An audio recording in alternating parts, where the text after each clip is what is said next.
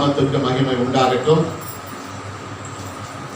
புனித வெள்ளி நாளிலே நம் கர்த்தருடைய வார்த்தையை நாம் தியானிப்போம். ஆண்டவராகிய இயேசு கிறிஸ்து கல்வாரி சிலுவையில் மரித்த நாள். இந்த நாள் ஆண்டவராகிய இயேசு கிறிஸ்து கல்வாரி சிலுவையில் மரித்த நாள். கவனியுங்கள், சிலுவையின் நோக்கம் என்ன? இந்த தலைப்பிலே தான் கர்த்தருடைய வார்த்தை என்ன செய்ய போகிறோம், தியானிக்க போகிறோம். மறுபடியுமாக சொல்லுகிறேன், தேவ செய்தியினுடைய தலைப்பு சிலுவையின் நோக்கம் என்ன? அப்படி என்றால் சிலுவை நிறைவேற வேண்டிய அவசியம் என்ன? விளங்குதுங்களா? சிலுவை நிறைவேற வேண்டிய அவசியம் என்ன? சிலுவை நிறைவேற வேண்டிய நோக்கம் என்ன? சிலுவை நிறைவேற வேண்டும், அவசியம் இருக்கிறது, நோக்கம் இருக்கிறது. தேவனுடைய திட்டம் என்பது அப்படியாக என்ன செய்கிறது? இருக்கிறது. சிலுவை யாருக்காக நிறைவேறியது? சிலுவை எதற்காக நிறைவேறியது? சிலுவை என்ன செய்வதற்காக நிறைவேறியது? கவனிங்கள், ரோமர் புஸ்தகம் 3வது அதிகாரம் 24வது வசனத்தை வேகமாக எடுத்துக்கொள்ளுவோமா? ரோமர் புஸ்தகம் 3வது அதிகாரம் 24வது வசனம். இலவசமாய் அவருடைய கிருபையினாலே கிறிஸ்து இயேசுவில் உள்ள மீட்பை கொண்டு நீதிமான்கள் ஆக்கப்படுகிறார்கள். கிறிஸ்து இயேசுவில் உள்ள மீட்பை கொண்டு நீதிமான்கள் ஆக்கப்படுகிறார்கள். ஆமென் சொல்லுங்களேன். யார் ஆக்கப்படுகிறார்கள்? நீதிமான்கள் ஆக்கப்படுகிறார்கள். இலவசமாய் அவருடைய கிருபையினாலே கிறிஸ்து இயேசுவில் உள்ள மீட்பை கொண்டு, கிறிஸ்து இயேசுவில் உள்ள மீட்பை கொண்டு நீதிமான்களாக்கப்படுகிறார்கள். அப்படி என்றால் நீங்களும் நானும் சிலுவை நிறைவேறுவதற்கு முன்பு நீதிமான்கள் அல்ல. யாரு? அநீதிமான்கள். அநீதிமான்களாய் இருந்த நீங்கள் நீதிமான்களாய் மாறுவதற்கு நீங்கள் எந்த பிரயாசமும் படவில்லை, எந்த முயற்சியும் எடுக்கவில்லை, எந்த தியாகத்தையும் என்ன செய்யவில்லை. அதற்காக எந்த திறமையும் நீங்கள் வெளிப்படுத்தவில்லை. உங்கள் மேலே கர்த்தர் வைத்திருக்கிற அந்த கிருபையினாலே, உங்கள் மேலே ஆண்டவர் வைத்த அந்த அளவற்ற கிருபையினாலே எப்படியாவது பாவத்திலிருந்து உங்களை என்ன செய்ய வேண்டும்? மீட்க வேண்டும். அநீதிமான்களாய் இருக்கிற உங்களை நீதிமான்களாய் என்ன செய்ய வேண்டும்? மாற்ற வேண்டும். இயேசு நீதிமான். என்னை போல என்னுடைய சாயலில் உண்டாக்கப்பட்டிருக்கிற மனுகுலத்தை நீதிமான்களாய் என்ன செய்ய வேண்டும்?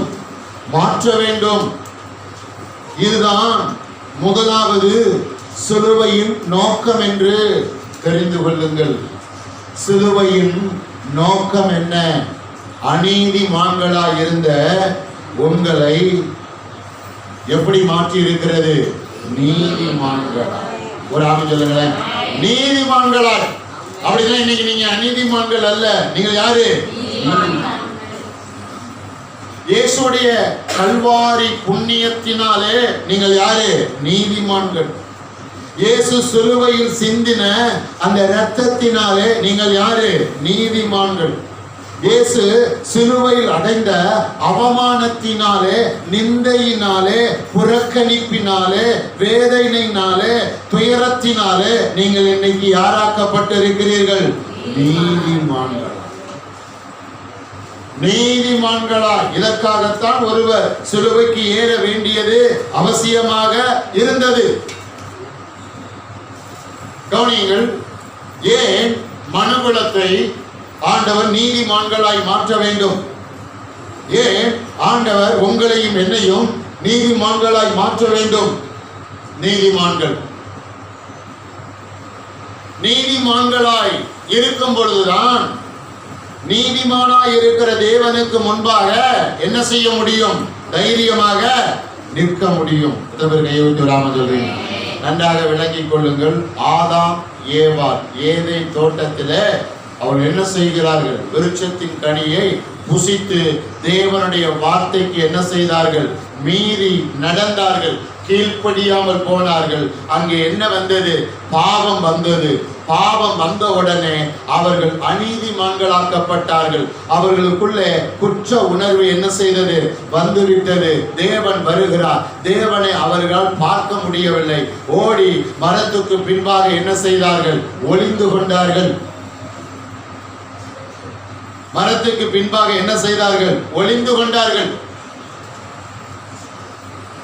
அவர்கள் நீதிமான்களாய் இருந்தார்கள். அவர்களை தேவன் நீதிமான்களாய் படைத்தார். ஆதாமையும் ஏவாளையும் தேவன் படைக்கும் பொழுது நீதிமான்களாய். நீதி, இந்த இடத்துல நீதி அப்படின்னா தேவனுக்கு முன்பாக தைரியமாக வந்து என்ன செய்வது? நிற்பது. பழைய ஏற்பாடு நாட்களிலே கிருபாசனத்துக்குள்ளே போன ஆசாரியும் கூட பயத்தோட தான் என்ன செய்தான்? போனான். தைரியமா அவனால என்ன செய்ய முடியல? போக முடியல. ஆனா இன்னைக்கு நீங்களும் நானும் ஆண்டவர் முன்னாடி எப்படி இருக்கிறோம்? ஜாலியா இருக்கிறோம். எதுவும் அமைஞ்சிருக்கீங்க. அவர் அப்பான்றோம், அவரை பிதான்னு சொல்றோம், டாடின்றோம், மம்மின்னு கூட சொல்றோம், ஃப்ரெண்டுன்னு கூட சொல்றோம். சொல்றோமா இல்லையா? எப்படி அவர் முன்னாடி போய் நிக்கிறோம்? உங்க மேல ஆண்டவர் வைத்த அந்த கிருபையினாலே நீங்கள் பாவத்திலிருந்து என்ன செய்தீர்கள்? மீட்கப்பட்டு இன்னைக்கு நீங்கள் யாராக இருக்கிறீர்கள்? நீதிமான்களா.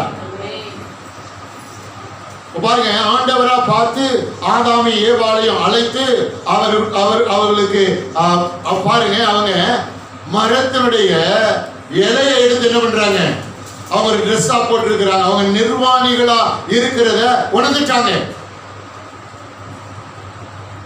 அன்புக்குள்ள இருந்தாங்க, நிர்வாணிகளா இருந்தது தெரியல. இப்ப கண்கள் திறக்கப்பட்டுச்சு, அறிவு வேலை செய்ய ஆரம்பிச்சிருச்சு. பாருங்க, தாங்கள் நிர்வாணிகளா இருக்கிறத உணர்றாங்க. வெக்க வருது. ஒரு மரத்தோடைய இலை எடுத்து ட்ரெஸ்ஸா போட்டுக்கிறாங்க. ஆண்டவர் என்ன பண்றாரு பாருங்க, அவங்க மேல வச்ச கிருபையினால அவங்க மீறினாலும் ஆதாம் ஏவாள் மேல வச்சிருந்த ஆண்டோட கிருபை என்ன செய்யல? விலகல.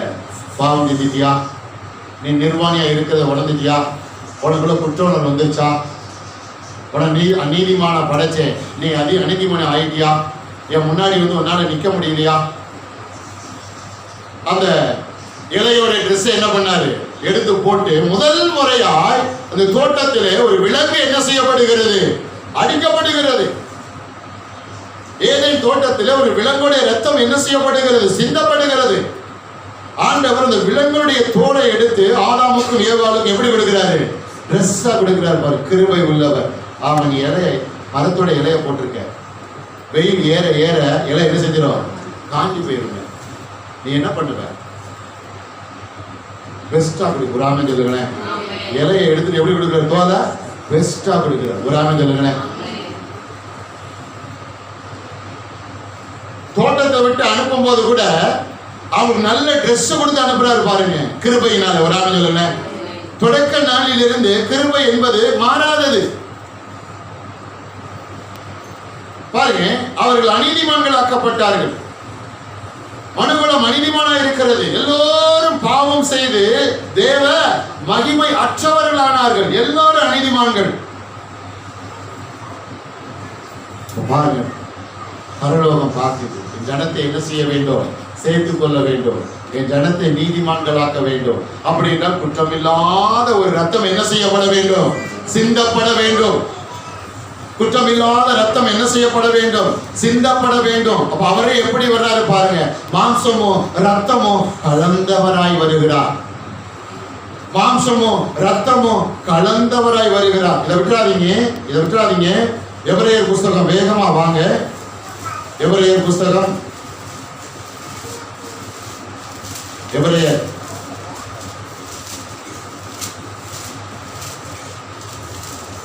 2வது அதிகாரம் 14வது வசனத்தை வேகமாக எடுத்து வாசியுங்கள். ஆதலால் பிள்ளைகள் மாம்சத்தையும் உடையவர்களாய் இருக்க அவரும் அவர்களைப் போல மாம்சத்தையும் இரத்தத்தையும் உடையவரானார். போதும். ஆதலால் பிள்ளைகள் மாம்சத்தையும் இரத்தத்தையும் உடையவர்களாய் இருக்கிறது போல அவரும் அவர்களை போல. அப்படின்னா இயேசுவும் யார போல வந்தாரு? நம்ம போலவே. ஒரு ஆமென் சொல்லுங்க. மாம்சமும் ரத்தமும் கலந்தவராய் வந்து வளர்ந்து சிலுவைக்கு ஏறி மாம்சத்தை பிக்க கொடுத்து ஆப்புகளால் கைகளில் கால்களில் அடிக்க ஒப்பு கொடுத்து கடைசி சொட்டு ரத்தத்தையும் சிந்தி தன்னுடைய ஜீவனை கொடுத்து மரணத்தை சந்தித்து இப்படியாக உங்கள் மேலே வைத்திருந்த கிருபையினாலே உங்களை யாராக மாற்றி இருக்கிறார்? நீங்க இன்னைக்கு வந்து டெய்லி ஆண்டவர் மேல எப்படி நிக்கிறீங்க? தைரியமா நிக்கிறீங்க. இது நீங்க எடுத்த ஏதோ ஒரு முயற்சியினால இல்ல ஏதோ ஒரு திறமையினால இல்ல. ஒவ்வொரு நாளும் ஜெபிக்க உட்காருங்க, ஒவ்வொரு நாளும் வேத வாசிக்க உட்காருங்க, ஒவ்வொரு நாளும் ஆண்டவரை தேடுறீங்க. வாய் திறந்து எப்போதும் ஆண்டவரே அப்பா பிதான்னு கூப்பிடுறீங்க. அப்படின்னா அவருக்கு முன்னாடி நீங்க நிக்கிறீங்கன்னு சொல்லி அர்த்தம். எப்படி நிக்கிறீங்க? நீங்க யாரு? நீதிமான். அப்ப சிலுவையின் நோக்கம் என்ன? பாவத்தில அநீதிமான்களாய் கிடந்த உங்களை யாராக மாற்றுவதற்கு? நீதிமான்களா. உங்க பக்கத்துல இருக்கவங்க கையை கொடுத்து அப்படியே முகத்தை பார்த்து நல்லா சிரிங்க. புனித வெள்ளிக்கு சிரிக்கணும் இல்லையா? ஆமா. நீங்க ரொம்ப பேர் என்ன செய்ய மாட்டாங்க? சொல்லுங்க. ரொம்ப பேர் நீங்க என்ன செய்ய மாட்டாங்க? சிரிக்க. இங்க இருக்கிற உங்களை நான் சொல்லல, புரியுதா? ஆமா. நீங்க எப்படி இருக்கணும்? இன்னைக்கு உம்முன்னு இருக்கணும். எப்படி இருக்கணும்? உம்முன்னு இருக்கணும். ஆமா. நீங்க அவங்கள சேர்த்து சிரிங்க, நல்லா சிரிக்க. ஆமா. சிரிச்சு சொல்லுங்க. அநீதிமான்களாய் இருந்த உங்கள் மேலே தேவன் வைத்த கிருபையினாலே பாவத்தில் இருந்து உங்களை மீட்டு இன்றைக்கு நீதிமான்களாய் வைத்திருக்கிறார். என்றைக்கும் நீங்கள் நீதிமான்கள். இதுவே சிலுவையில் நடந்த திட்டம். அதனால் நீதிமான்களா இருக்கிற கவனிங்க, நீதிமான்களா இருக்கிற உங்களை நீங்க என்ன செய்யக்கூடாது? சபிக்க கூடாது. சில பேர் தன்னைத்தானே என்ன பண்ணுவாங்க? தெரியுமா உங்களுக்கு? நீங்க அப்படி ஆளை பார்த்துருக்கீங்களா? நான் பார்த்துருக்கிறேன். புரியுதா? உங்களை நீங்களே ஆசீர்வதிக்கணும். எத்தனை பேர் தெரியும்? டெய்லி உங்க கையை தலைமையில தூக்கி வச்சு என்ன பண்ணணும்? உங்க வலது கை தூக்கி கையில வைங்க. எங்க வைக்கணும்? தலையில வைங்க. சாரி, தலையில வைங்க. தலையில வச்சு என்ன பண்ணணும்? ஆமா. கிறிஸ்துவுக்கு நான் யாரு? நீதி. முதல் என்ன சொல்? கிறிஸ்துவுக்கு நான் யாரு? நீதி. அதனால நான் எப்போது எப்படி இருப்பேன்? ஆசீர்வதிக்கப்பட்டு இருப்பேன். மற்றவங்களுக்கு எப்படி இருப்பேன்? ஆசீர்வாதம். இயேசு சிலுவைக்கு ஏறுறதுக்கு முன்னாடி சிலுவை என்றாலே அவலட்சணம். இயேசு சிலுவைக்கு ஏறினதுக்கு அப்புறம் அவலட்சணமா இருந்த சிலுவை எப்படி ஆயிருச்சு? அலங்காரமா பியூட்டிஃபுல் ஆயிடுச்சு. ஒரு ஆமென். சிலுவை எப்படி ஆயிருச்சு? இப்ப பியூட்டிஃபுல். இயேசு சிலுவைக்கு ஏறினோடனே இயேசுடைய மகிமை இப்போ எதோட ஒட்டிக்கிருச்சு? சிலுவையில ஒட்டிக்கிருச்சு. ஒரு ஆமென் சொல்லுங்களேன். கர்த்தருக்கு ஸ்தோத்திரம். யார சிலுவையில அறைவாங்க? கொடூரமான குற்றம் செய்தவர்களுக்கு ரோம அரசாங்கம் என்ன தண்டனை கொடுக்கும்? சிலுவையில மரண தண்டனை. இயேசுக்கு சிலுவையில மரண தண்டனை கொடுத்த உடனே ஆமா அதோடைய பாருங்க எல்லா நிலவரமும் என்ன பண்ணிச்சு பாருங்க, மாறிடுச்சு பாருங்க. கர்த்தருக்கு ஸ்தோத்திரம். ஏனென்றால் நீதிமானாகிய இயேசு உங்களை என்னையும் நீதிமான்களாய் மாற்றுவதற்கு சில மணி நேரம் அவர் சிலுவையில் எப்படி தொங்கினார்? எப்படி தொங்கினார்? அநீதிமானாய் தொங்கினார். எப்படி தொங்கினார்? அநீதிமான். இயேசு சிலுவையில சில மணி நேரங்கள் அநீதிமானாய் தொங்கினதுனாலதான் இன்னைக்கு நீங்கள் நானும் யாராக்கப்பட்டிருக்கிறோம்? நீதிமான்களாக. அப்படின்றால் சிலுவையின் நோக்கம் என்ன? அநீதிமான்களாய் இருக்கிற நீங்கள் யாராக்கப்பட்டு இருக்கிறீர்கள்? நீதிமான்களாக. ஒரு ஆமதில்ல, தைரியமா ஆண்டவர் முன்னாடி போய் நிக்கிறீங்க. எத்தனை ஆமதில்ல போறீங்க? அவங்கள பயத்தோட போய் நிக்கிறாங்க. நீங்க பயத்தோட நிக்கிறீங்களா? ஆண்டவர் முன்னாடி நடுக்கத்தோட நிக்கிறீங்களா? இல்ல ஏதாவது கடமைக்காக நிக்கிறீங்களா? சந்தோஷமா வந்து நிக்கிறீங்க, மகிழ்ச்சியா வந்து நிக்கிறீங்க, ஆனந்தமா வந்து நிக்கிறீங்க இல்லையா? இதான் சிலுவையில் நடந்த நோக்கம். ரோமர் புஸ்தகம் 5வது அதிகாரம் 19வது வசனத்தை வேகமாக எடுத்துக்கொள்வோம். ரோமர் 5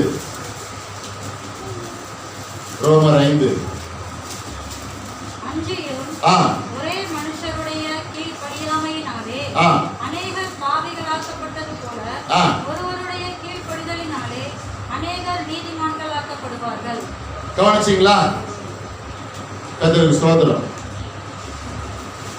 ரோமர் 5வது அதிகாரம் 19வது வசனம். அன்றியும் ஒரே மனுஷருடைய கீழ்ப்படியாமையினாலே. அந்த ஒரே மனுஷன் யாருங்க? சொல்லுங்க, யாரு? ஆதாம். கொஞ்சம் அப்படியே கற்பனை பண்ணி பாருங்க.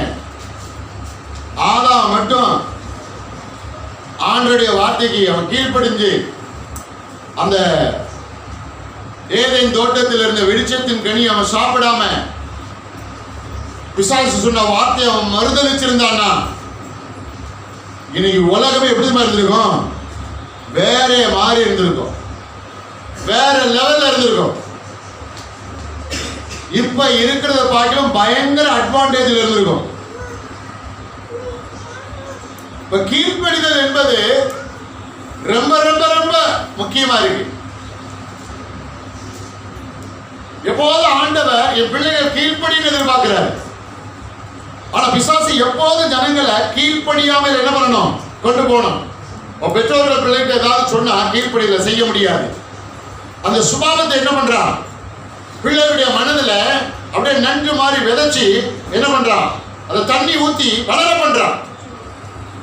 உன் தாயின் தகப்பனை என்ன செய்வாயாக? கனம் பண்ணுவாயா. பிதாவாகிய தேவனுடைய குமாரன் இயேசுவை பார்த்து சொன்னாரு, சிலுவைக்கு ஏறணும். ஐ ஆம் ரெடி. எத்தனை ஆமதில்ல போறீங்க? கவனிங்க. அன்றியும் ஒரே மனுஷனுடைய கீழ்ப்படியாமையினாலே அநேகர் பாவிகளாக்கப்பட்டது போல. ஆதாம் பாவி ஆகிட்டான். அவனிலிருந்து பிறந்த மனுகுலம் மூணு யாராயிட்டாங்க? பாவிகள் ஆகிட்டாங்க. எல்லாம் பாவத்தில் நடக்கிறாங்க. அப்புறம் பாருங்க, இன்னொருத்தர் வர்றாரு பாருங்க. பிந்தின ஆதாமாகிய இயேசு ஒருவருடைய கீழ்ப்படிதலினாலே. முந்தின ஆதாம் கீழ்ப்படியவில்லை, தேவனுடைய சத்தத்துக்கு கீழ்ப்படியவில்லை. பிந்தின ஆதாமாகிய இயேசு தேவனுடைய சத்தத்துக்கு என்ன செய்தார்? எத்தனை பேர் தேவனுடைய சத்தத்துக்கு கீழ்ப்படின்னு இருக்கிறீங்க? ஆண்டவருடைய சத்தத்துக்கு, ஆண்டவருடைய வார்த்தைக்கு தொடர்ந்து நீங்க கீழ்ப்படிஞ்சு பழகினா, ஆவி ஆத்மா சரீரத்தை ஆண்டவருடைய வார்த்தைக்கு கீழ்ப்படிதல்ல பழக்கினா தொடர்ந்து நீங்கள் யாராக நிலைத்திருப்பீர்கள்? நீதிமான்களாய் நிலைத்திருப்பீர்கள். தொடர்ந்து பிசாசு உங்களை அநீதிமான்களா மாற்றுவதற்கு, மறுபடி பாவத்தில் போய் தள்ளுவதற்கு, கிருபையை போக்கடிப்பதற்கு முயற்சி செய்வார்.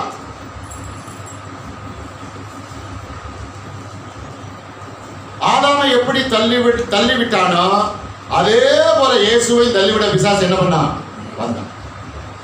இயேசுவையே தள்ளிவிட பிசாசு வந்தது உண்மைன்னா, உங்களையும் தள்ளி விடுறதுக்கு பிசாசு டெய்லி என்ன பண்ணுவான்? வருவான். ஆனா வேதம் சொல்லுகிறது, பிசாசுக்கு என்ன செய்யுங்கள்? சொல்லுங்க. பிசாசுக்கு எதிர்த்து நெல்லுங்கள், அப்பொழுது அவங்களை விட்டு என்ன பண்ணுவான்? பிசாசுக்கு எப்படிங்க எதிர்த்து நிற்கிறது? ஆண்டவருடைய வசனத்தை சார்ந்து, ஆண்டவருடைய வார்த்தைக்கு கீழ்ப்படிந்து, ஆண்டவருடைய வார்த்தைக்கு கீழ்ப்படிவதுதான் பிசாசுக்கு என்ன செய்வது? எதிர்த்து. இப்ப இயேசு கீழ்ப்படிந்தார்னு எழுதியிருக்கு. பிதாவுடைய எல்லா சத்தத்துக்கு என்ன பண்ணிருக்கிறாரு? கீழ்ப்படிஞ்சிருக்கிறார். அதுதான் பிசாசை எதிர்த்து நிற்பது. அவனுக்கு அனுமதி கொடுக்கல.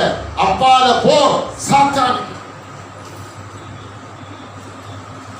அன்றையும் ஒரே மனுஷனுடைய கீழ்ப்படியாமையினாலே அநேகர் பாவிகளாக்கப்பட்டது போல ஒருவருடைய கீழ்ப்படிதலினாலே அநேகர் எண்ணாக்கப்பட்டார்கள்.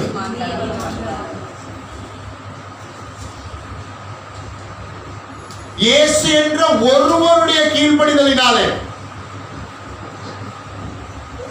அன்றைக்கு இயேசு என்ற ஒருவருடைய கீழ்ப்படிதலினாலே இன்றைக்கு நாம் எல்லோரும் யாராகப்பட்டு இருக்கிறோம்? நீதிமான். ஒரு ஆமென் சொல்லுங்க. எல்லாரும் நீதிமான். இதற்கு நீங்களும் நானும் எந்த முயற்சி என்ன செய்யல, எடுக்கல.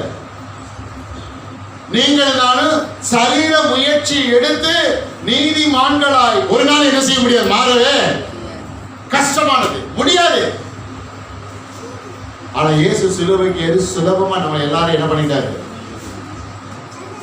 உங்களுக்கும் எனக்கும் எதிரடையாக இருந்த கையெழுத்தை என்ன செய்து குலைத்து, எத்தனை நாமம் சொல்ல போறீங்க? உங்களுக்கும் எனக்கும் எதிரடையாக இருந்த கையெழுத்தை, இவர்கள் அநீதிமான்கள், இவர்கள் பாவிகள் அப்படின்னு இருந்த கையெழுத்தை என்ன செய்தாராம்? சிலுவையின் மூலமா என்ன பண்ணிட்டாராம்? கொலைச்சு போட்டார். கொலைச்சு போட்டுட்டு மறுபடியும் என்ன எப்படி எழுதிட்டாராம்? இப்பொழுது இவர்கள் எல்லோரும் யாரு? நீதிமான். ஆமா. இப்ப என்ன போட்டாரு? ரத்தத்தினால எல்லார் மேல என்ன போட்டாரு? சத்தம் சொல்லுங்க, கரெக்டா சொல்லுங்க. எல்லார் மேல என்ன போட்டாரு? முத்திரை. எத்தனை ஆமதில போறீங்க? உங்க மேல ஒரு முத்திரை இருக்கு. உங்க மேல இயேசு ஒரு முத்திரையை போட்டிருக்கிறார். என்ன முத்திரை தெரியுமா? நீங்கள் யாரு? நீதிமான். மனுஷனுக்கு உங்களை பார்க்கும்போது தெரியுமோ தெரியலையோ, ஆனா தேவ தூதர்களுக்கும் தெரியும், அசுத்தாவிகளுக்கும் தெரியும். தெரியும். சிலுவை நோக்கம் என்ன? இயேசுவுடைய கீழ்ப்படிதலினாலே அநேகரை என்ன ஆக்குவது? நீதிமான்களை ஆக்குவது. மொத்தமா எல்லாரையும். புரியுதா? இப்ப அரசாங்கம் திடீர்னு யாரெல்லாம் கூட்டுறவில கடன் வாங்கி இருக்கிறீர்களோ எல்லாருக்கும் தள்ளுபடி. யாரெல்லாம் கூட்டுறவுல நகை அடகு வச்சிருக்கிறீர்களோ எல்லாருக்கும் அவங்க யாரா இருந்தாலும் சரி, படிச்சிருந்தாலும் தள்ளுபடி, படிக்காதவங்களும் தள்ளுபடி, கருப்பா இருந்தாலும் தள்ளுபடி, சகப்பா இருந்தாலும், அதுபோல யாரா இருந்தாலும் அநீதிமான் தள்ளுபடி. ஒரு ஆமென் சொல்லுங்களேன். என்ன தள்ளுபடி? அநீதிமான் தள்ளுபடி. இப்ப யாராயிட்டோம்? இதுதான் சிலுவையின் நோக்கம். இதுதான் என்னது? இயேசுவை பிடிச்சிட்டு போறாங்க. பாத்தீங்கன்னா ஜனங்களை என்ன செய்யறாங்க? அழுகிறாங்க. அவங்கள பார்த்து இயேசு என்ன பண்ணாரு? எனக்காக நீங்க அழுகிறீங்களா? வாங்க நானும் சேர்ந்து அழுகிறேன். ஒன்னா சேர்ந்து என்ன பண்ணுவோம்? ஒப்பாரி வைப்போம். ஆமா. இன்னைக்கு பூரா பாத்தீங்கன்னா துக்கம் அனுசரிக்கு. என்ன அனுசரிக்கிறது? ஆமா, துக்கம் அனுசரிக்கிறது. அதுக்கு அடையாளமா கூழ் காய்ச்சறது. என்ன காய்ச்சறது? ஆமா, அதுக்கு ஒருத்தர் கூடுவார் பாருங்க. அந்த வார்ப்பை கூடுவார் பாருங்க. வேலை போய் பாருங்க நீங்க, சரிங்களா? நான் பார்த்ததுனால என்ன பண்றேன்? ஆமா, கத்தருக்கு சொல்றோம். சும்மா இல்லைங்க, நாங்க சிலுவை போட்டுதான் என்ன காய்ச்சிரும்?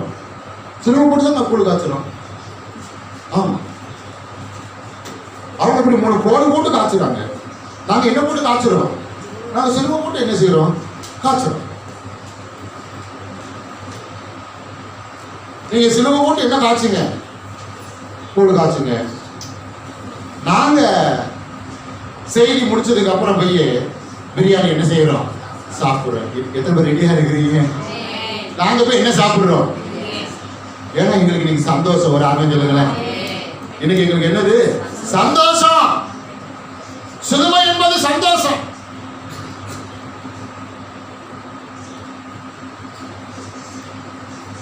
ஏன்னா எங்களுக்காக இயேசு சிலுவையில என்ன செய்திருக்கிறார்? கீழ்ப்படிந்து இருக்கிறார். ஒரு ஆமென் சொல்லுவாமா? இயேசு கீழ்ப்படிந்ததினாலே நாங்கள் எல்லோரும் யாராக்கப்பட்டு இருக்கிறோம்? நீதிமான்களாக்கப்பட்டோம். இதுதான் சிலுவையினுடைய நோக்கம். இதுதான் சிலுவையினுடைய நோக்கம். பக்கத்துல கையை பிடிச்சு சொல்லுங்க. உங்களுக்காக இயேசு சிலுவையில கீழ்ப்படிந்ததினாலே நீங்க நீதிமானா ஆக்கப்பட்டு இருக்கிறீங்க. இயேசு கீழ்ப்படிந்தது போல நீங்களும் ஒவ்வொரு நாளும் ஆண்டவருடைய வார்த்தைக்கு கீழ்ப்படிந்து உங்களுடைய சிலுவையை சுமந்து இயேசு கிட்ட வாங்க. ஆமென் சொல்லுங்களேன். 2 கொரிந்தியர் புஸ்தகம் 5வது அதிகாரம் 21வது வசனத்தை எடுத்துக்கொள்ளுவோம். சீக்கிரம் நம்ம படிக்க போறேன். 2 கொரிந்தியர் வாசிங்க. தேவனுடைய நீதியாக கிடைக்கு பாவம் அறியாத அவரை நமக்காக பாவமாக்கினார். எல்லாம் எடுத்துக்கொண்டீங்களா? 2 கொரிந்தியர் 5வது அதிகாரம் 21வது வசனம். நாம் அவருக்குள் தேவனுடைய நீதியாகும்படிக்கு பாவம் அறியாத அவரை நமக்காக என்னாக்கினார்?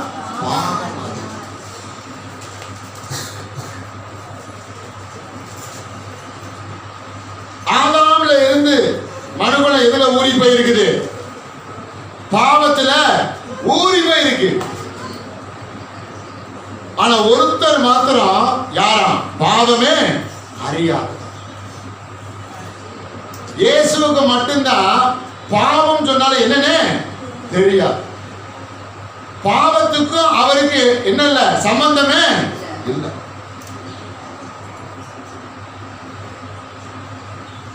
அப்படி இருக்கும்போது நீங்கள் நானும் இயேசுவுக்கு உள்ள, எல்லாரும் சொல்லுங்க, இயேசுவுக்குள்ள, சத்தமா இயேசுவுக்குள்ள, இயேசுவுக்குள்ள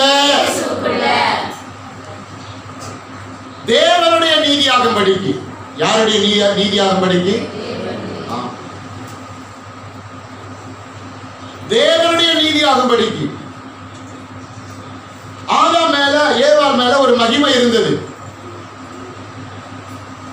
அவங்க பாவம் செஞ்ச உடனே எதை இழந்துட்டாங்க?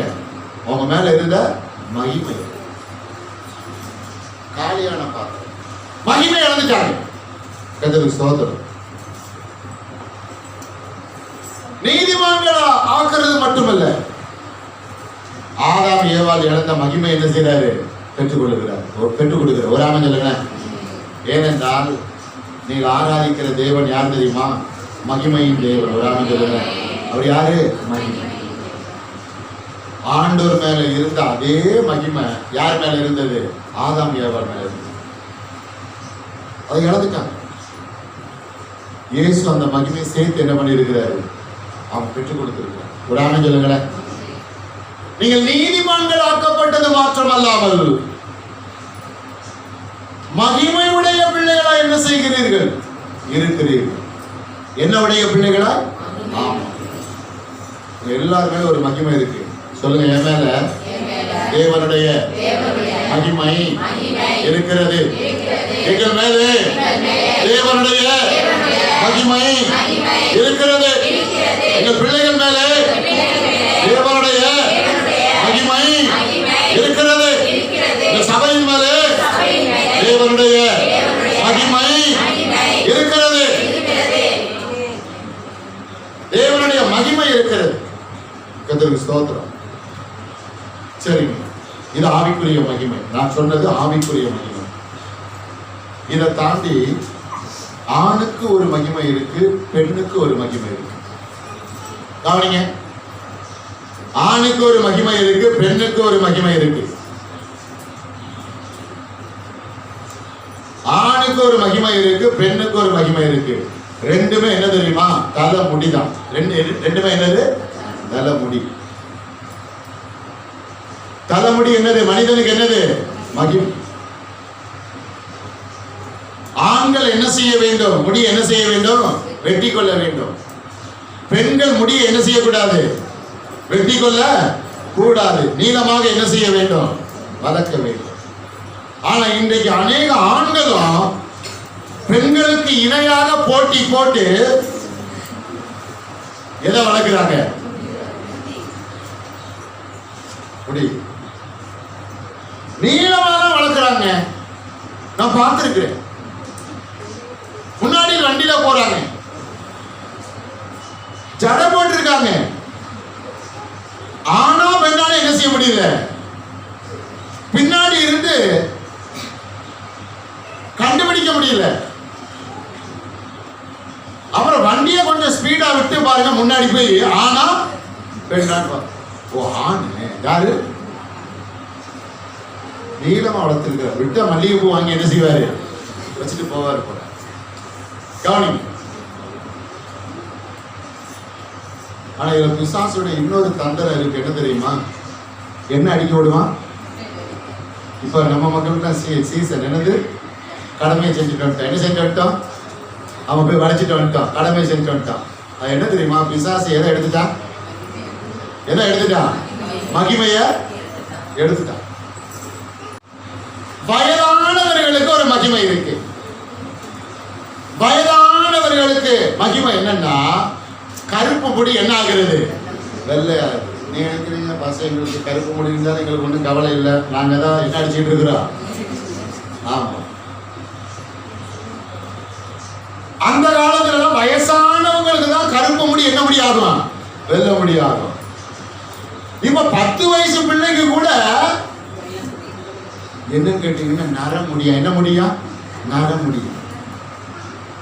சரி, தேவனுடைய நீதி ஆதாம் ஏவாள் ஏதேன் தோட்டத்துல இழந்த மகிமையை இயேசு என்ன செய்தார்?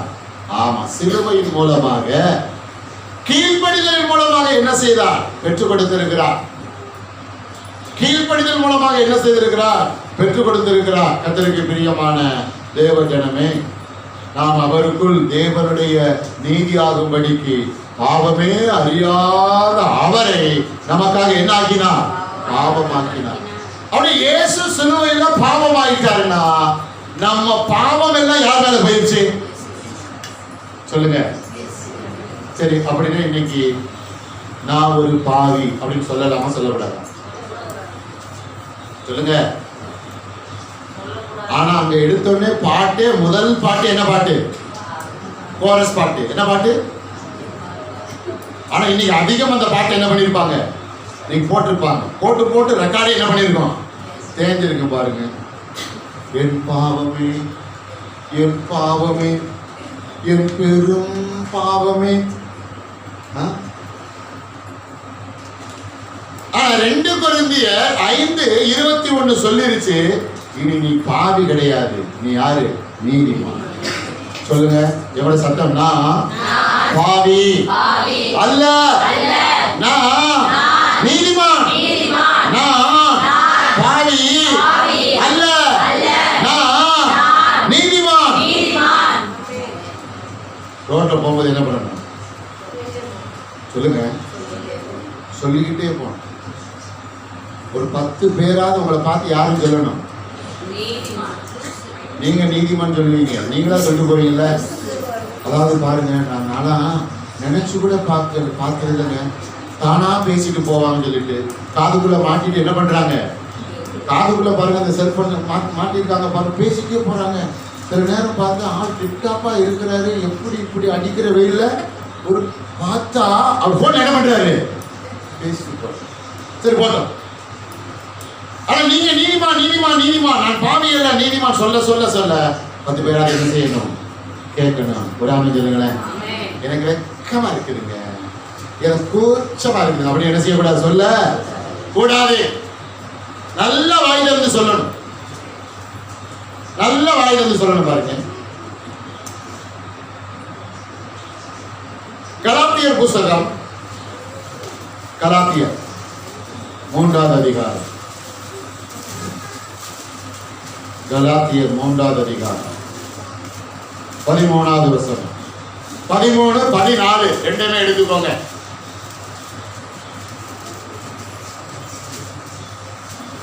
சிலுவையின் நோக்கம் என்ன? இந்த தலைப்புல தான் நான் பேசிட்டு இருக்கிறேன். இயேசு ஏன் சிலுவைக்கு ஏறினார்? கலாத்தியர் 3வது அதிகாரம் 13-14 வாசிப்பா. மரத்திலே தூக்கப்பட்ட எவனும் சபிக்கப்பட்டவன் என்று எழுதியிருக்கிறபடி கிறிஸ்து நமக்காக சாபமாகி நியாயப்பிரமாணத்தின் சாபத்திற்கு நம்மை நீங்களாக்கி மீட்டுக் கொண்டார். ஆபிரகாமுக்கு உண்டான ஆசீர்வாதம் கிறிஸ்து இயேசுவினால் புறஜாதிகளுக்கு வரும்படியாகவும் ஆவியை குறித்து சொல்லப்பட்ட வாக்குத்தத்தத்தை நாம் விசுவாசத்தினாலே பெறும்படியாகவும் இப்படி ஆயிற்று. ஆமென் சொல்லுங்களேன். ஆமா. சாபம் எதை தடுத்துக்கிட்டு இருக்குது? ஆசீர்வாதத்தை. சாபம் எதை தடுக்குது? ஆசீர்வாதத்தை. மரத்திலே தூக்கப்பட்ட எவனும், இதுக்கு ஒப்பனையா நீங்க உபாகம புஸ்தகத்துல ஒரு வசனம் வரும். உபாகமம் 21வது அதிகாரம். வேகமா எடுங்க. உபாகம புஸ்தகம் 21வது அதிகாரம் 22, 23 வசனங்கள் எடுத்துக்கோங்க. உபாகமம் 21வது அதிகாரம் 22, 23 வசனங்கள். கொலை செய்யப்பட ஒருவன் மேல் சாவுக்கு பாத்திரமான பாவம் உண்டாயிருக்க அவனை கொலை செய்யும்படி எதில் தூக்கி போடுவார்கள்? சொல்லுங்க, எதில் தூக்கி போடுவார்கள்? மரத்துல யாரை தூக்கி போட்டாங்க? கலாத்தியர் 3:13 எப்படி ஆரம்பமாகுது? மரத்திலே தூக்கப்பட்ட எவனும். இங்க வந்துருங்க, கலாத்தியர் 3:13 வந்துருங்க. மரத்திலே தூக்கப்பட்ட எவனும் சபிக்கப்பட்டவன். அவன் என்றால் ஆசீர்வாதம் வராதபடிக்கு சாபம் எப்படி இருக்கிறது? ஒரு தடையாக இருக்கிறது. நன்மைகள் வராதபடிக்கு சாபம் எப்படி இருக்கிறது? தடையாக இருக்கிறது. சரி, சாபமே எப்படிங்க வந்தது? நியாய பிரமாணத்தின் மூலமாக என்ன செய்தது? வந்தது. தப்பு செய்தா என்ன உண்டு? தண்டனை உண்டு. அப்ப பாருங்க, இப்ப சாபம் ஆசீர்வாதத்தை தடுக்கிறது. இன்னொரு வழியிலே சாபம் எப்படி வருகிறது? பாவத்தின் மூலமாக என்ன செய்கிறது? வருகிறது. பாவம் சாபம் என்ற குட்டி என்ன செய்கிறது? போடுகிறது. அப்ப இயேசு அதையும் சிலுவையில சேர்த்து சுமந்து தீர்க்கிறதுக்கு தான் என்ன செஞ்சார்? போனார். ஒரு ஆமென் சொல்லுங்களேன். சாபத்தை சுமந்து ஆசீர்வாதத்தை, தடைப்பட்டிருக்கிற ஆசீர்வாதத்தை திறந்து விடும்படியாக, சாபத்தை சிலுவையில சுமந்து தடைப்பட்டிருக்கிற நன்மையை அனுப்பும்படியாக. ஒரு ஆமென் சொல்லுங்களேன். சில பேர் சொல்லுவாங்க பார்த்தீங்களா, எங்க குடும்பத்தின் மேல ஒரு விதமான என்ன இருக்குது? சாபம் இருக்குது. ரட்சிக்கப்படாதவங்க அப்படி சொல்லலாம். ஆனா ரட்சிக்கப்பட்டு நல்ல வார்த்தையை கேட்கிற பிள்ளைகளுடைய வாய் திறந்து என்ன செய்யக்கூடாது? சொல்ல. உங்க மூதாதையர் மேல வேணா சாபம் இருந்திருக்கலாம். அவர்களுக்கு இயேசுவை குறித்து தெரியாம போயிருக்கும், தெரியல. ஆனால் சாபத்தை சுமந்து தீர்த்த இயேசு உங்களுக்கு நல்லாவே தெரியும். சாபத்தை முறித்த இயேசு உங்களுக்கு நல்லாவே தெரியும். அதனால இன்னைக்கு உங்க மேல என்ன கிடையாது? சாபம் இல்ல. பக்கத்துல பார்த்து சொல்லுங்க, உங்க மேல சாபம் இல்ல. உங்க வாழ்க்கையில சாபம் இல்ல. உங்க வீட்டுக்குள்ள சாபம் இல்ல. உங்களுக்குள்ள எந்த வழியிலையும் சாபம் இல்ல. சாபம் என்பது என்ன? இல்ல. ஏன்? நீங்கள் யாரு? நீதிமான். நீங்கள் நீதிமான்கள். இயேசு உங்களை நீதிமான்களாய் மாற்றிவிட்டார். ஆபிரகாம் ஒரு நீதிமான். ஆபிரகாமுடைய ஆசீர்வாதத்தை நீங்கள் பெற்றுக்கொள்ள வேண்டும். அதனால உங்களை யார் ஆக்கணும்? நீதிமான்களை ஆக்க இயேசு சிலுவையின் மூலமா உங்களை யார் ஆக்கிட்டாரு? நீதிமான். சிலுவைக்கு முன்னாடி ஆபிரகாமுடைய ஆசீர்வாதம் தேவனால் தெரிந்து கொள்ளப்பட்ட சொந்த ஜனம் யாரு? இஸ்ரவேல் ஜனம். அவங்களுக்கு மட்டும்தான் ஆசீர்வாதம் போய்கிட்டு இருக்கு. இப்ப ட்ராக்க கொஞ்சம் என்ன செய்யறாரு ஆண்டவர்? திருப்பி விட்ட. எத்தனை அமைஞ்சல போறீங்க? அதாவது பாருங்க, இந்த வயக்காட்டுல வரப்புல என்ன ஓடும்? தண்ணி ஓடுமா? இது ஓடிக்கிட்டே இருக்கும். டக்குன்னு என்ன பண்றது? இந்த பக்கம் கொஞ்சம் வெட்டி அந்த தண்ணி என்ன, இந்த பக்கம் கொஞ்சம் அந்த பக்கம் தண்ணி போகும், அப்புறம் இந்த பக்கம் போகும். ஒரு பக்கமே போய்கிட்டு இருந்த ஆசீர்வாதத்தை இயேசு கல்வாரி சிலுவையின் மூலமா இன்னைக்கு உலகத்துல அவரை ஏற்றுக்கொண்ட எல்லா பிள்ளைகள் பக்கமும் என்ன பண்ணிட்டாரு? திருப்பி விட்டுட்டார். புரிஞ்ச ஒரு ஆம சொல்லுங்களேன். இன்னைக்கு ஆபிரகாமுடைய ஆசீர்வாதம் இஸ்ரவேல்ல இருக்கிற ஜனங்களுக்கு மட்டும் இல்ல, இயேசுவை ஏற்றுக்கொண்ட எல்லாருக்கும் இப்ப என்ன கிடைக்குது? ஆபிரகாமுடைய ஆசீர்வாதம். ஒரு ஆனந்தம் சொல்லுங்க. யாருடைய ஆசீர்வாதம்? இயேசு சிலுவைக்கு ஏறினதுனால இன்னைக்கு நம்ம உரிமை பாராட்ட முடியுது. நான் யாருடைய சந்ததி? ஆபிரகாமுடைய சந்ததி. நான் யாருடைய பிள்ளையா இருக்கிறேன்? ஆபிரகாமுடைய பிள்ளையா இருக்கிறேன். நான் யாருடைய ஆசீர்வாதத்தை பெற்றுக்கொள்ளுகிறேன்? ஆபிரகாமுடைய ஆசீர்வாதத்தை பெற்றுக்கொள்ளுகிறேன். யார் மூலமாக? இயேசுவின் மூலமாக. அறிக்கை பண்ணுவோம். எல்லாரும் மக்களும் கையை கொடுங்க, கை கொடுங்க, கை கொடுங்க. இயேசுவின் சிலுவையின் மூலமாக, இயேசுவின் சிலுவையின் மூலமாக ஆபிரகாமுடைய ஆசீர்வாதத்தை ஒவ்வொரு நாளும் நீங்கள் பெற்று உங்கள் வாழ்க்கையிலே அனுபவிக்கிறீர்கள். ஆமென் சொல்லுங்களேன். அப்ப ஆபிரகாமுடைய ஆசீர்வாதத்தை யார் மூலமா பெற்றுக்கொண்டீங்க? இயேசுவின் மூலமா. இயேசு எப்படி ஆபிரகாமுடைய ஆசீர்வாதத்தை உங்களுக்கு ரிலீஸ் பண்ணி விட்டாரு? கல்வாரி சிலுவை. ஒரு ஆமென் சொல்லுங்களேன். கல்வாரி சிலுவை. கல்வாரி சிலுவை மூலமா இன்னைக்கு நம்ம இந்தியாவில் இருக்கலாம். ஆனாலும் ஆபிரகாம் தான் உங்களுக்கு எனக்கு யாரா இருக்கிறா? ஆவிக்குரிய தகப்பனா இருக்கிறா. ஒரு ஆனந்தம் சொல்லுங்களேன். இந்த பாக்கியத்தையும் இந்த ஸ்லாங்கியத்தையும் இயேசு சிலுவையின் மூலமாக என்ன செய்திருக்கிறார்? உண்டாக்கி கொடுத்திருக்கிறார், ஏற்படுத்தி கொடுத்திருக்கிறார் என்பதை மறக்க கூடாது. இதுதான் சிலுவையின் நோக்கம். ஒரு ஆமென் சொல்லுவோம். அதனால நீங்க வாய் திறந்து சொல்லிக்கிட்டே இருக்கணும். என்ன சொல்லணும்? நான் ஆபிரகாமின் சந்ததி, நான் ஆபிரகாமின் சந்ததி. ஆபிரகாமுடைய ஆசீர்வாதம் இயேசு கிறிஸ்துவின் மூலமாக எனக்கு என்ன செய்கிறது? வருகிறது. இன்னும் ஒரு முறை சொல்லு. எல்லாரும் வலது கையை உயர்த்துங்க. ஆபிரகாமுடைய ஆசீர்வாதம் இயேசு கிறிஸ்துவின் மூலமாக எனக்கு வருகிறது. எப்படி வருகிறது? சிலுவையின் மூலமாக என்ன செய்கிறது? வருகிறது. மறந்துடக்கூடாது.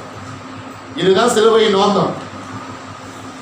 ரொம்ப எப்படி சொல்லுங்க? இயேசு பாவத்தை எல்லாம் சிலுவை என்ன பண்ண சுமந்து தீர்த்து முடிச்சிட்டாருங்க, முடிஞ்சிருச்சுங்க. இல்லைங்க, அதுதான் பிகினிங், ஆரம்பம். இன்னும் நிறைய இருக்கு அவர் செஞ்சது.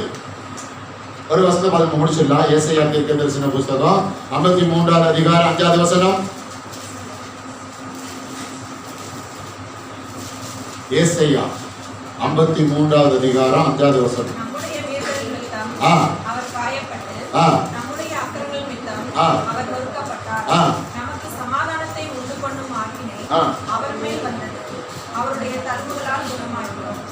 எல்லாரும் எடுத்துக்கொண்டீங்களா? ஏசாயா தீர்க்க தரிசன புஸ்தகம் 53வது அதிகாரம் 5வது வசனம்.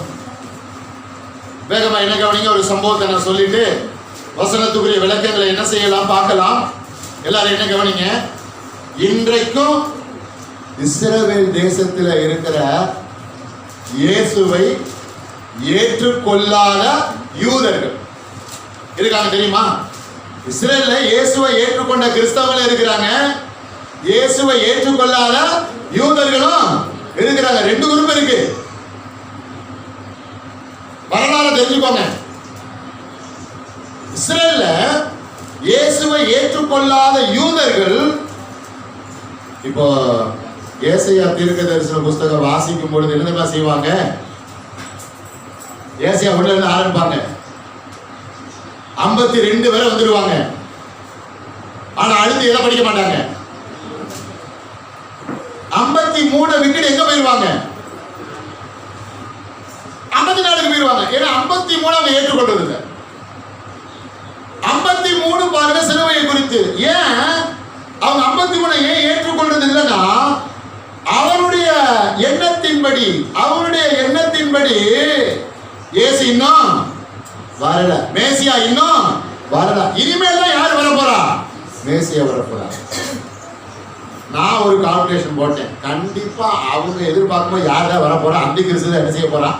வர போறான். ஆனா நமக்கு மேசியா என்னைக்கு என்ன பண்ணிட்டாரு? வந்துட்டார். ஆமா, விசுவாசிக்கு கையெழுத்து ராமன் சொல்லுங்க. உங்க மேசியா வந்துட்டாரா வரலையா? மேசியா வந்துட்டாரா வரலையா? மேசியா வந்தாச்சு. சிலுவையில போய் எல்லாம் செஞ்சு முடிச்சாச்சு. ஏசாயா 53 நிறைவேறியாச்சு. ஆமென் சொல்லுங்களேன். நம்முடைய மீறுதல் நிமித்தம் அவர் காயப்பட்டு நம்முடைய அக்கிரமங்கள் நிமித்தம் அவர் நொறுக்கப்பட்டார். நாம் மீறினோம், நாம் அநியாயம் செய்தோம், நாம் அக்கிரமம் செய்தோம், நாம் தவறு செய்தோம். நமக்கு சமாதானத்தை உண்டு பண்ணும் ஆக்கினை அவர் மேல் என்ன செய்தது? வந்தது. நம்ம எல்லாம் பாவம் செஞ்சிட்டோம். தண்டனை நம்ம மேலதான் வரணும். ஆனாலும் உங்க மேல அவர் வச்சிருந்த அன்பினால என்ன செய்ய முடியல? உங்களை விட்டு கொடுக்க முடியல. விட்டு கொடுக்க முடியல. பாருங்க, என் பிள்ளைகள் மேல அளவு கடந்த அன்பு வச்சிருக்கேன். இந்த தண்டனை என் பிள்ளைகள் மேல வந்தா என் பிள்ளைகள் அதை செய்ய முடியாதே, தாங்க முடியாதுன்னு சொல்லி பாருங்க, அவரே என்ன பண்றாரா?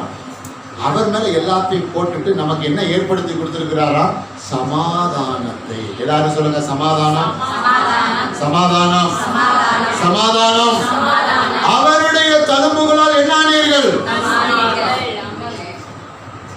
இல்லையா?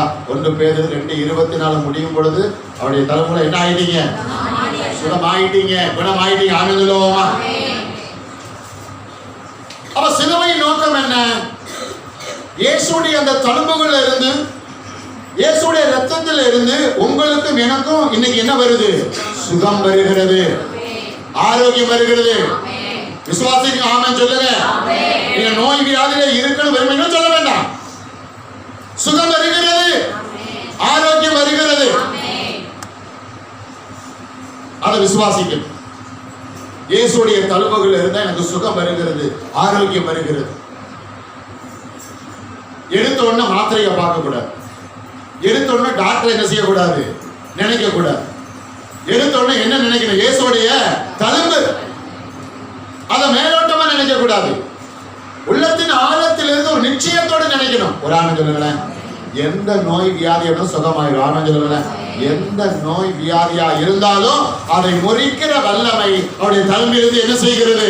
புறப்படுகிறது. இன்றைக்கும் புறப்படுகிறது. ஆமென். இன்றைக்கும் புறப்படுகிறது. இதுதான் சிலுவையின் நோக்கம். இதுதான் சிலுவையின் நோக்கம். அப்ப சிலுவை நிறைவேற வேண்டிய அவசியம் என்ன? என் பிள்ளைகள் நோய் நொடி இல்லாமல் என்ன செய்யணும்?